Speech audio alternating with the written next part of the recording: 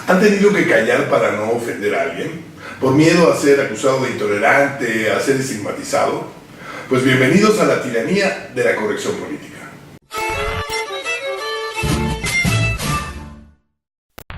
En octubre, al obispo de Chilpancingo, Chilapa, Salvador Rangel, se le armó la gorda cuando dijo que las mujeres víctimas de feminicidios no andan precisamente en misa ni en la catedral. Más tardó en decirlo que en ser linchado en redes sociales. Le dijeron idiota, intolerante, misógino, miembro del ala más conservadora de la Iglesia Católica y lo acusaron de fomentar el odio hacia las mujeres y los feminicidios. Se tropezó con su propia lengua, dijeron algunos para explicar la declaración del señor obispo. Pero si me preguntan, dudo mucho que la razón haya sido un error involuntario o un lapsus brutus. Al contrario, estoy seguro de que lo dijo con plena conciencia del impacto que tendría. Pero no porque sea un mártir, un masoquista y mucho menos un ignorante. En todo caso, el suyo no fue un dislate, algo sin razón ni sentido, no. Fue un desliz, es decir, la expresión disimulada de una idea con un significado intencionado. El obispo es un hombre de la iglesia, estudiado y preparado, que se reúne y habla a menudo con jefes de gobierno, legisladores y, como él mismo lo ha dicho, hasta con jefes del crimen organizado. ¿Por qué entonces semejante declaración en pleno auge de la corrección política? Porque el mensaje fue para su clientela natural, la feligresía católica, cristiana y religiosa que piensa y entiende la realidad de acuerdo con sus creencias y valores, un público tan conservador como él o como el cardenal emérito de Guadalajara, Juan Sandoval Íñiguez. Ya ven, con cualquiera se suben. Porque al obispo y al cardenal, como a la enorme mayoría de los sacerdotes católicos, la corrección política se les atraganta. Y cómo no, si lo que piensan y dicen de las mujeres lo aprendieron de maestros como Martín Lutero, uno de los teólogos más respetados e influyentes de su iglesia. El mismo que dijo que las niñas empiezan a caminar y a hablar antes que los niños porque la maleza crece siempre más rápido que las buenas semillas. Entonces, ¿por qué molestan y sorprenden tanto declaraciones como la del cardenal y la del obispo? Pero antes que me linchen, vamos por partes. La corrección política describe el lenguaje, las políticas o las medidas destinadas a evitar, defender o poner en desventaja a los miembros de grupos particulares de la sociedad. Seguro han escuchado el término y hasta lo han acatado de buena gana, o como el cardenal y el obispo, a regañadientes y han tenido que guardar silencio o callar lo que piensan para no ofender a alguien.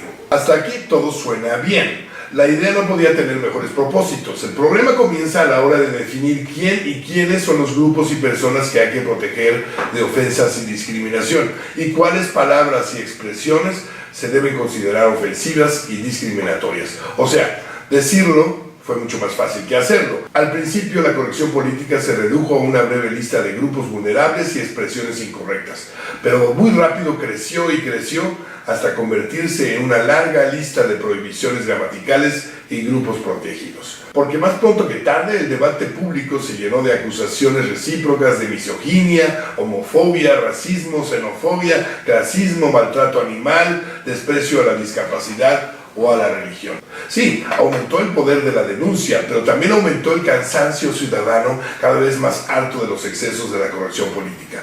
Hoy pareciera que todo o casi todo está prohibido. Hoy la corrección política parece censura o autocensura y en el peor de los casos, hipocresía. Como la hipocresía de los políticos principalmente, que no se comprometen para no quedar mal, para no quemarse. Parapetados en la corrección política, sus discursos suenan más impostados, huecos e irrelevantes que nunca. Hablan mucho y dicen poco, prometen todo pero a nada se comprometen. Claro, y además esperan y exigen ecuanimidad, respeto y tolerancia para sus actos y castigo ejemplar a quien dañe su reputación en redes sociales.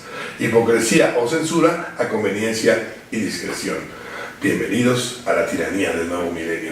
Al final la corrección política parece más un problema que una solución, un sistema tiránico que manipula la verdad y restringe la libertad de expresar abiertamente ideas o opiniones. Lo que comenzó como un fino velo para suavizar asperezas y conflictos se fue convirtiendo en una pantalla opaca que oculta una realidad muy distinta y contradictoria, como la que cayó con la elección de Donald Trump, exhibiendo la realidad del racismo en Estados Unidos, o la feroz xenofobia mexicana que destapó la caravana de migrantes hondureños. Muchos piensan que la corrección política ha ido demasiado lejos, que ha llegado a situaciones absurdas, en gran parte porque sus reglas apelan más a las emociones que a la razón, al delirio que a la sensatez, reglas que entran en un proceso de mutación sobre el que nadie tiene control. Sin embargo, esa radicalización no implica que la corrección política deba cancelarse automáticamente. La idea de emplear un lenguaje que no ofenda a la gente es positiva. Por ejemplo, para un político cometer un error con grupos vulnerables puede ser muy grave. El problema es que la mayoría de las fuerzas vivas se somete y beneficia de la corrección política para controlar y manipular a la sociedad, como siempre, con amenazas veladas, miedo, represión y censura. En lugar de fomentar entendimientos y tolerancia, la corrección política aumenta descalificaciones, insultos y sentimientos de culpa colectiva en otros grupos. Al inhibir la crítica se construye una realidad ficticia, una imagen falsa de tolerancia, respeto y armonía.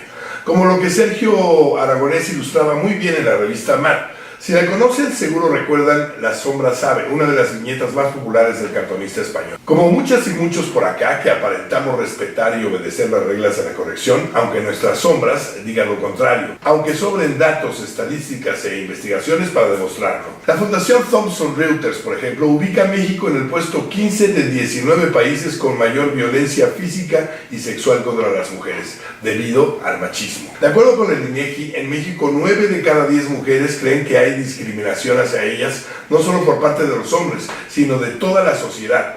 Pero la conclusión más clara y grave es la del Centro de Investigaciones Interdisciplinarias de la UNAM. La violencia contra las mujeres se debe a una misoginia social. O sea que el problema de la misoginia no es la lengua de un obispo, no es por negligencia de las mujeres, su clase social o su aspecto físico, y mucho menos porque vayan o no vayan a misa o a la catedral. El verdadero problema es que la misoginia existe en todos los estratos de la sociedad mexicana. ¿Será verdad? Quisiera pensar que no, aunque por lo que han dicho 3 de nuestros políticos más representativos, no hay duda. Vicente Fox, expresidente de México, dijo que las mujeres mexicanas eran lavadoras de 2 patas y 2 piernas. Enrique Peña Nieto, presidente saliente, dijo que no era la señora de la casa para saber cuánto cuesta el kilo de tortillas. Y Andrés Manuel López Obrador, presidente electo, dijo en campaña que el aborto y el matrimonio igualitario no eran tan importantes. Aragonés diría que en la sombra de la corrección política mexicana se proyecta la verdad que esconde su apariencia. La verdad es lo que hacemos, no lo que decimos, por muy correcto que suene. Pero ¿qué sucede cuando alguien se atreve a decir lo que piensa? Lo mismo que le sucedió al obispo, la condena inmediata y feroz, pero efímera e inútil del Tribunal Supremo de la Corrección Política. Inútil porque en 2 o 3 días la atención y el interés de los cibernautas cambia de objetivo, sin debatir, aprender ni corregir nada. Y en un mundo donde la mayoría prefiere autocensurarse o mentir, la franqueza y sinceridad del obispo se agradece. Por eso, aunque sea incorrecto decirlo, me resisto a la tiranía de la corrección política. Aunque me molesta lo que piensan y lo que dicen, prefiero las verdades de los incorrectos a la hipocresía de los correctos.